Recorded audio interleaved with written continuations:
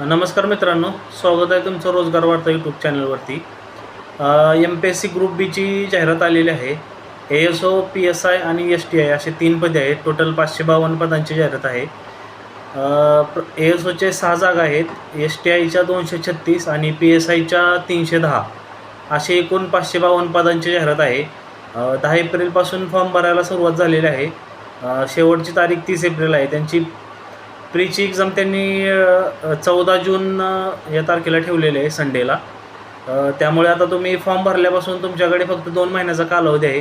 जे अगोदरपासून करतायत त्यांनी आता फक्त अभ्यासाच्या रिव्हिजनवरती फोकस करा.